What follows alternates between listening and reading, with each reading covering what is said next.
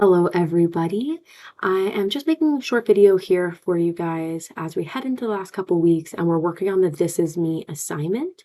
I just had some questions that were coming in that I think would be useful to answer for everybody, just in case you have those along the way. So here I have the This Is Me assignment rubric pulled up on my screen. And as you can see, the 250 points, I have them broken down into 8 categories. So make sure, take the time to read the rubric. It should answer a lot of questions that you may have, but I do understand that there are some pieces that are missing. So let's talk about them and let's talk about why.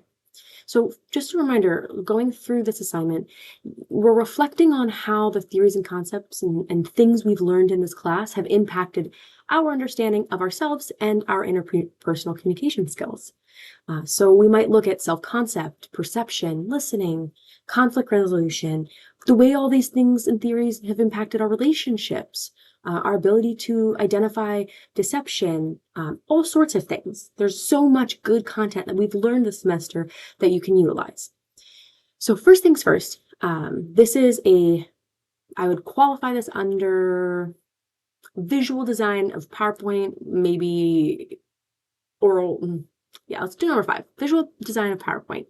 A lot of people were asking because we were having problems using PowerPoint itself. You are absolutely allowed to use Google Slides if that works for you, or Canva if that works for you. The presentation just needs to be in some sort of PowerPoint file. So slides can export into PowerPoint, something like that. The important part that I used PowerPoint for, which again, if you are using PowerPoint and you're curious about this portion, I have, and I'll highlight it right here, I have input a video here to show you how to make a PowerPoint presentation where you can also record your presentation portion of it over top of it. So that is the important part that I'm bringing up. If you choose to use something other than PowerPoint, just remember that number 6 here, your presentation is still a good chunk of your grade. I would actually argue that 6, 8, 6, 8, and possibly some of 7 would also all impact the way your presentation would impact those portions of that grade. So that is the first part of it, is if you're having trouble with PowerPoint, yes, you absolutely can utilize other PowerPoint things like Google Slides or Canva. Just make sure that I'm also getting a video showing how you are presenting your This Is Me project. And it has to be a video. I have to be able to see you. The next question that came up, and this came up multiple times, so it's not one person maybe having a question, it's probably a lot of you. And it was, Alison, how many slides should I use?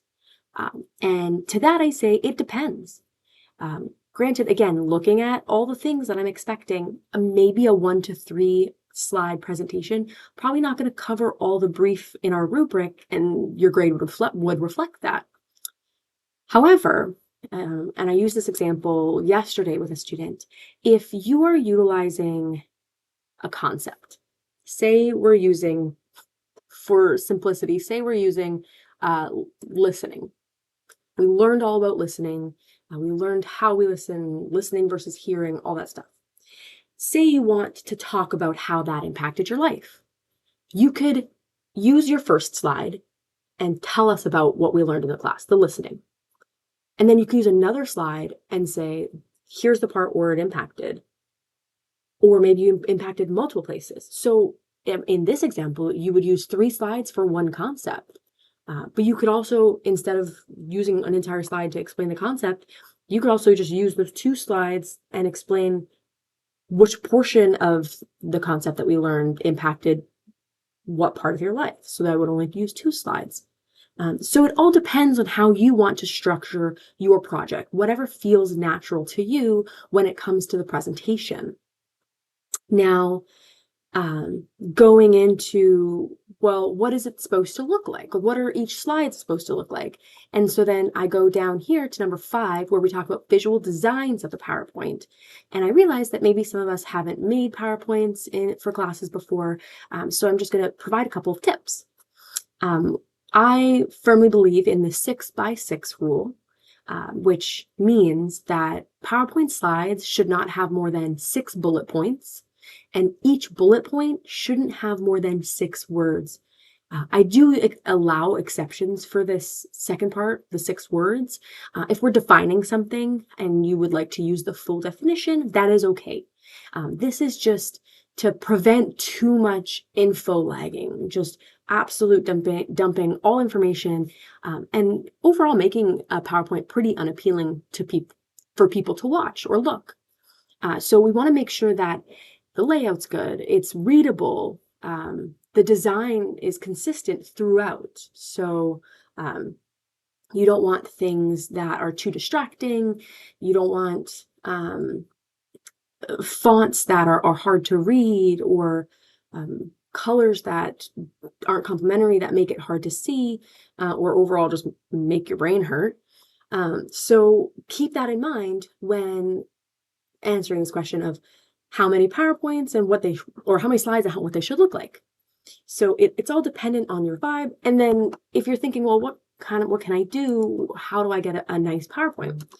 I have used, well, first of all, you can use the templates that come in PowerPoint or in Google Slides or Canva. I also use SlidesGo, and say I wanted to do colorful. I can go through all of these and say I really like this one. I can go to this one and ask it to, where am I here?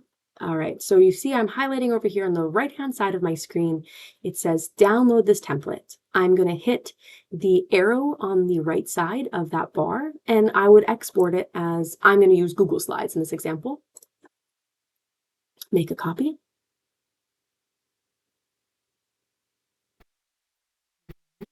And there you go. And so what this PowerPoint now, what this SlidesGo now does is gives me all different types or all different types of slides or shapes and slides that I can utilize for my speech or for my project, I should say. Okay, so where am I? Beautiful. Okay, and I think that's pretty much the gist of the questions that had come in. I just want to make sure that we are focusing more on how we learned and what we learned from the class, rather than just the small little details. But I know obviously we want to do this perfectly. Again, if you do have questions more than I've answered here, what I would recommend is taking a look at the rubric and seeing if those questions can be answered there first.